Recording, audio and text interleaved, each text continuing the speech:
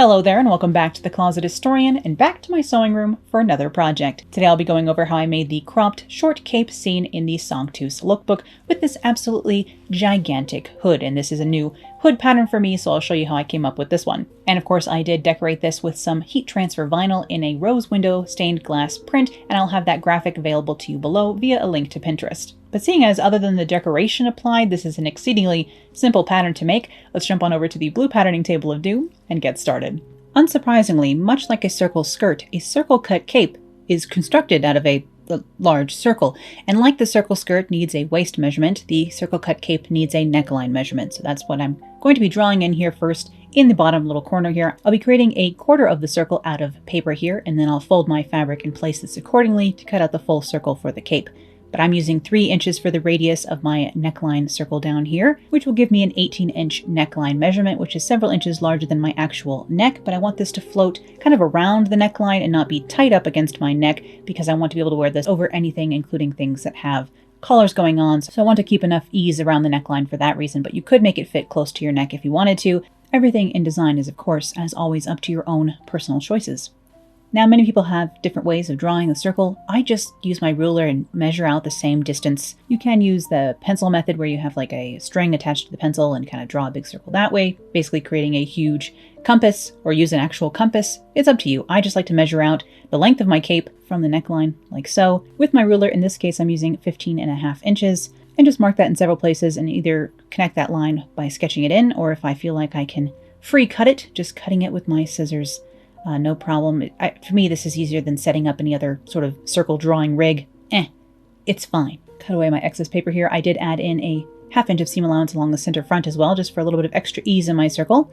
And I will just go ahead and make sure the hem is lining up as it should, and I'll cut off the rest of the excess. Now I have my fabric folded once and then once again, so that when I line up this quarter circle along those 2 folds, I will get a full circle in the end. So I've just lined that up accordingly. I'm using a cotton piqué fabric today, which is much too stiff for this, honestly. I wish I had made this out of cotton sateen, but I had this piqué laying around, and I wanted to put it to some use, and thought, you know, a fun cape would be good, but it is a bit on the thick side to do anything, honestly, but especially for this. And after I have my circle cut out, I of course just cut down the center front here, so that I can have an opening to get in and out of here. Now I have made a couple of different hood patterns here on the channel before, but I wanted something larger than anything I'd ever done before. So this is actually based off of a rectangle that is 15 by 44 inches and then folded in half. And then I just rounded off the back of this. You don't actually have to round off the back because for things like, let's say, a Jedi or a wizard cape, things like that, usually the back is just left pointed. So you don't even have to bother rounding it off, but also you can. And in this case, I did.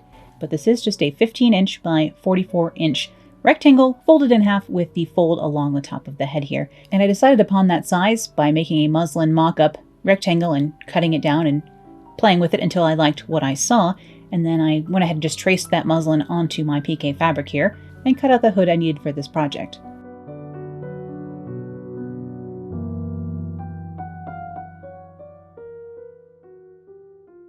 And before I could continue, I needed to go ahead and apply the decorations onto my cape and the hood itself as well. So I went ahead and took this over to the ironing board and started placing my large pieces of heat transfer vinyl. This is the Sizer brand Flock heat transfer vinyl, and I decided because this was a big circle cape to put a big circular rose window on here. A rose window is usually a feature of Gothic churches, or Gothic windows in general, and usually it's like the focal point at either side of the nave. And so I decided to go ahead and put a black on black, texture on texture, flocked rose window onto my cape today. And of course, this is rather subtle with the tone on tone here, but you could use any color to do something like this. And heat transfer vinyl works very well on any cotton fabric, and that's what this piqué is. So just had to convince everything to stick down, basically, using my little home iron here. Of course, a heat press would make this a much more enjoyable process because getting things to stick with a home iron is not always the most fun, but it's so rewarding in the end that I'm usually glad I went through the pain of getting these things to stick.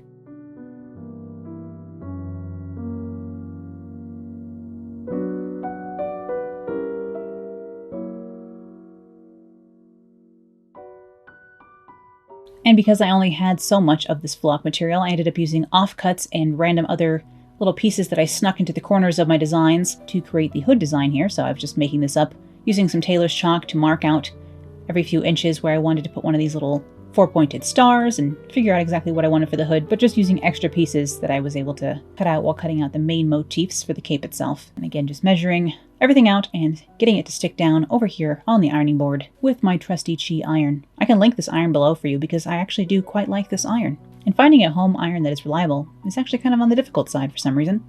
Then I cut out both the cape and hood pieces from some red acetate lining as well. A nice contrast lining for this tone-on-tone cape today. Although this cotton piqué has a little bit of stretch in it, which of course this acetate lining does not, which did create a few problems for me in the very end. Once again, I was trying to use this piqué because it was in the stash, not because it was perhaps the most perfect fabric for this project. I think a nice medium to heavyweight wool would of course been nicer. I will go ahead and sew the back curved seam for my hood in both the lining and the now decorated piqué fabric. And I just sew off the very end of that where it becomes a fold over the top of the head. So almost like a dart, I just sewed to nothing, sewed to a point at the end of this seam. Hopefully you saw what I meant when doing the red. And I need to, of course, clip this curve before I can press it open. I then actually did some top stitching on this black outer hood, I guess, and then covered the back seam with a few more pieces of velvet heat transfer vinyl. For more information on how I'm using a craft cutter and this heat transfer vinyl to create custom textiles in some of my work these days, I do have a video from earlier in the year where I explain the process in a little bit more detail, so I can link that in a card here. But with my hood and hood lining constructed, I can go ahead and slip those two together, slipping the hood inside of its lining here, lining up right sides together so that I can sew the outside edge of my hood to its lining.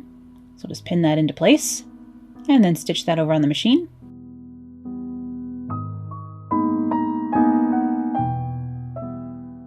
I am using 1/2" seam allowance as usual today for everything I'm doing. A regular size 12 needle here in the machine and just regular Gooderman all-purpose thread. No need for anything more fancy than that.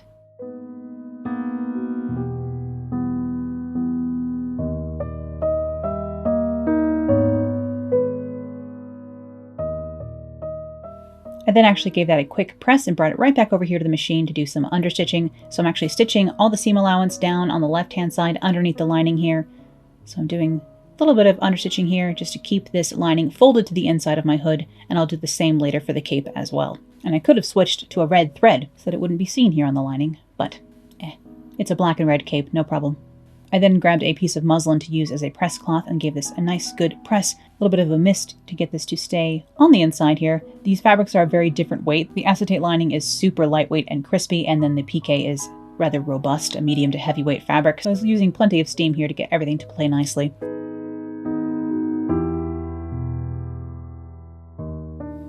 Now I'll go ahead and pin the lining and the hood layers together at the neckline. This bottom straight edge here is actually the neckline edge. And now that the hood is sewn together along the back and lined, this is about 28 inches, the straight edge along the neck of my hood, and I need to go ahead and pleat that or gather it down to fit into the neckline of my cape. And because this fabric was on the thicker side, I didn't want to try gathering it. I just put a couple of pleats in the back of this, and I just did this by eye. When I'm doing pleating like this, I like to just put pins into my ironing board itself at the distance I need the final pleated area to be. So I just put 2 pins into my ironing board cover, 9 inches apart, and then pleated either side of the hood down to that 9 inches or less, basically. In the end, I pleated this down to about 7 inches so that I could have a little bit of free space at the front neckline of my cape. So I pleated this down to smaller than the neckline edge of the cape itself. Again, all of this is very variable. It depends on exactly what you're after. What do you want for your own personal cropped cape, if you too are making a cropped cape like me? But I'm just throwing a few knife pleats in here, 2 concentrated right near the back and then 1 on either side, sort of in the middle. I will then go ahead and baste those pleats down along this edge with a 1/4 inch seam allowance just to hold the lining and the pleats into place before I attach this onto the neckline of the cape itself.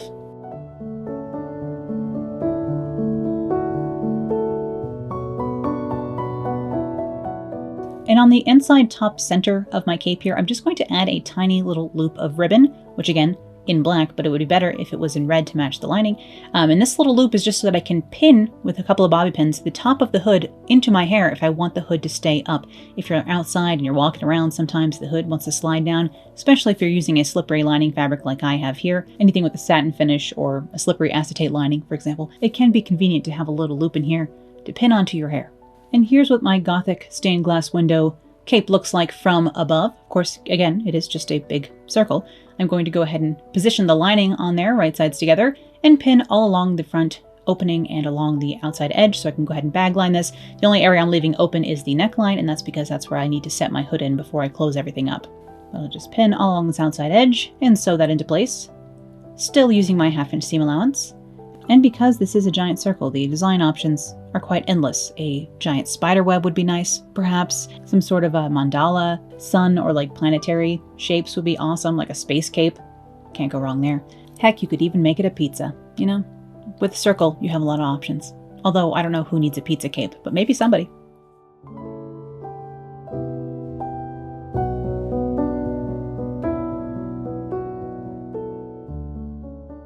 And of course, because this is one giant curve, I need to go ahead and clip this before I can turn everything right side out.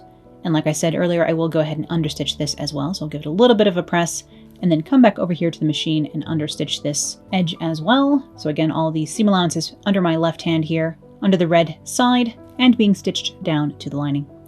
And I will go ahead and give that, again, a steamy press.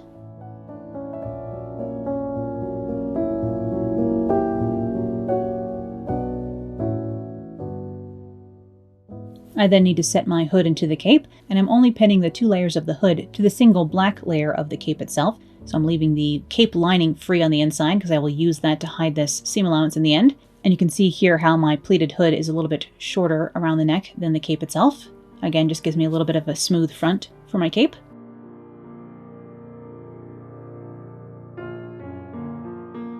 I'll just pin this all into place and then stitch my hood down onto, yes, just the single fashion fabric layer of the cape. The lining is free on the inside. You'll see why in just a moment. And although this is a rather quick and simple video, I wish this project took as little time as it seems to imply, because in reality it took about 2 days to get all of the heat transfer vinyl stuck down into place. And it was actually a very hot and sweaty process because, I don't know, doing a lot of ironing in the summertime, like midsummer when I was doing this, is not the most fun thing ever. So sadly, this was not as seamless in reality as it appears here in edited video. But once I had the hood sewn on, all I needed to do was turn my raw edges to the inside of the cape and then fold the inside edge of the lining down and pin that into place all around the neckline, hiding all that seam allowance in between the cape and the lining itself. And then I just hand slip stitch this all into place. And as you can see, I did have to slip a couple of tiny little tucks in here just because my lining did not perfectly fit after the stretching and moving of the piqué. Ah, the joys of working with 2 fabrics that don't have the same amount of stretch. But once I had hand slip stitched all the lining down into place, I sewed on 1 extra large hook and eye to the front of this, and my cape was ready to wear in Songtooth.